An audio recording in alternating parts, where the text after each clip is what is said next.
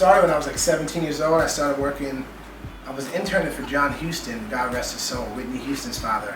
I used to always hang out in front of Puff's restaurant, Justin's in New York. Industry night was on Tuesdays.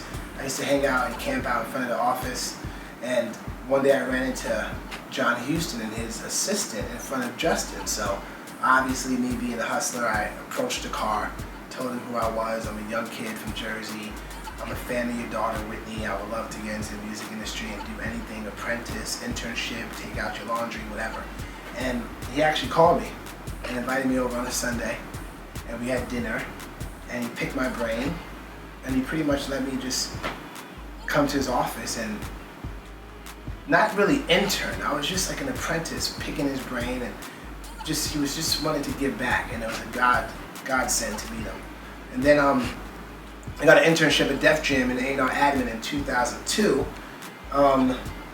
working in the A&R admin department where we just did like paying bills for studio, hiring producers, booking studio time, paying invoices. And I was also managing writers and producers at the time. So my neighbor was this producer, Veda Nobles, who produced The Miseducation of Lauryn Hill. And I had a writer by the name of Alicia Majesty Brooks. So I was, trying to merge a relationship between them two. So I started a publishing company with Alicia, and Veda signed her to a joint venture publishing arrangement. And I gave Alicia this Ponder Replay instrumental.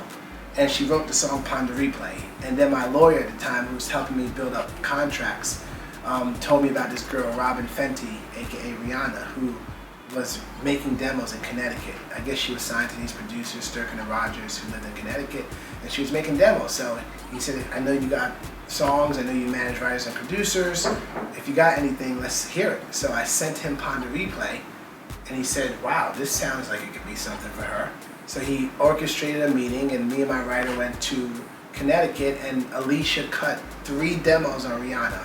2 weeks later, my attorney Scott Felcher, who also represented Rihanna at the time, shopped her to a record deal, and she got signed off of Ponder Replay, and that was her first single. I was an intern at Def Jam.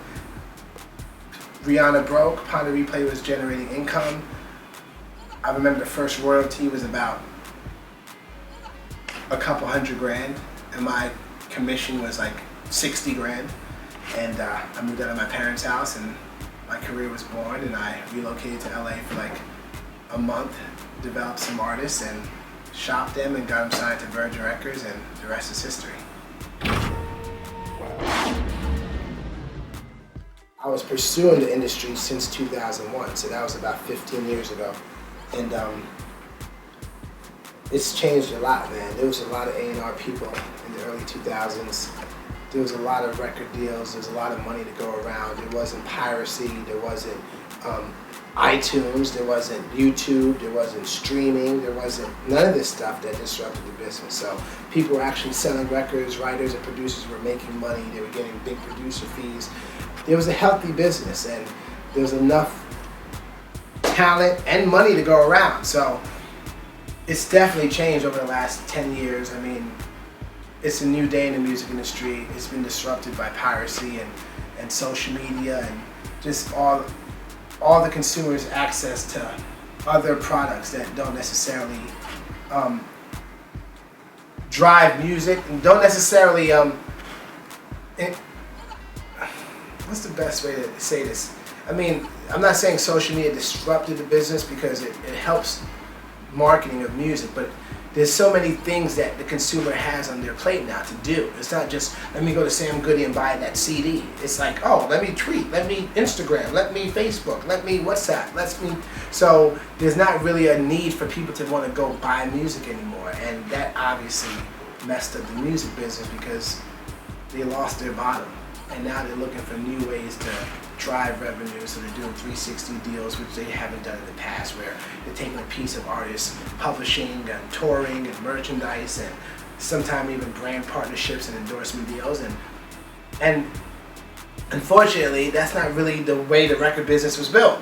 It was a record company. They sold records, and now they have to rely on other means of revenue streams to keep the lights on. So it's definitely changed, but it still all comes down to the song. So I feel like as long as you stay committed to the foundation of why people get into music. It's all about the music and the song. You can still have some prosperity, but it's definitely a new day. It's changed a lot. I usually only listen to the things I work on. So I manage a girl named BB Rexa, signed to Warner Brother Records, and I spend most of my time listening to her music. Obviously, friends of mine represent new artists. This girl Tinashe, this other artist Kaiser, I've been listening to. I love Sam Smith. I think he's incredible. He's the new Adele, the male version of Adele. He's a voice of a generation, so I love what he's been doing. I love the EDM stuff, Calvin Harris, Tiesto, Zedd. I love what Miguel's doing and John Legend. And obviously Kanye is still my guy, and I'm always going to listen to him. So, you know, I'm into all genres, all types of music, but I spend most of my time listening to the music that I actually work on. Producer-wise, I love Stargate. I think they're the most versatile producers in the business. Luke and Max. I love this kid Rock Keys. I think he's going to be a real force to be reckoned with in the future. The Monsters and Strangers, these kids out of Miami who relocated to LA, they've produced the majority of my artist BB Rex's album. They're phenomenal. Rodney Jerkins is still, I've always been a fan of his. Songwriters, there's this girl Ilse Juba that I love. BB Rexa, who's my client, is an incredible songwriter. She got a song on Usher, Tinashe, David Guetta, Pitbull. So yeah, I mean, there's a lot to talk about, but those are pretty much the mainstays of the people I tend to listen to.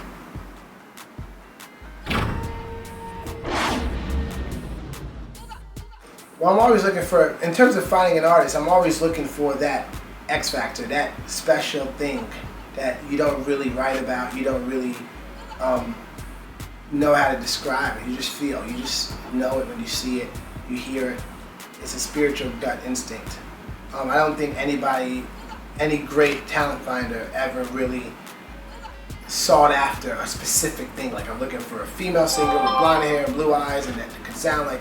I think you just come across great talent, and you got to discern whether or not that talent is for you. So I'm just looking for special voices. Usually artists who write songs tend to do better for me, because I'm into like investing in artist development and giving an artist the platform and the opportunities to develop their music. And it's hard when you don't have a writer, an artist who writes their own songs, because then you got to go find them the songs. And I mean, trying to link producers with writers to find the perfect song for your artist is always tough. So it's best when the artist is a songwriter. I also prefer artists who kind of been down the rigmarole and been signed before, maybe dropped, or have been in some type of professional production situation or recording situation, because I tend to see that the artists who never been through anything tough in their business career usually don't know how to deal with the music business. So in my age and just my time of being in the business, I found that the artists that have kind of been signed before, or been produced, or been in the studio, or have some type of experience on a business or business professional or a creative way, usually tend to do better. So I'm just looking for something special, but those are pretty much the characteristics that I look for the most. But in terms of an actual black, white, blue-eyed, red-eyed, it doesn't matter to me who the talent is, as long as they have that thing. Well, in terms of evaluating an artist's music, quality is everything. I mean, that's what we stand for. I mean, I don't care how many songs you wrote. I care about this song. It's not about quantity, it's about quality. And it's so competitive in the marketplace. I mean, out of 100 artists that get signed to major record labels, maybe 2 end up coming out with records. So if you think about it, 98 artists out of 100 never come out. And then out of the 2 that come out with records, like another 20% of those 2 go on to be stars. So out of 100 artists that get signed, 0.2 of them actually become very successful. So the ratio of hit to miss is very wide, and quality has to stand before everything. So quality first always.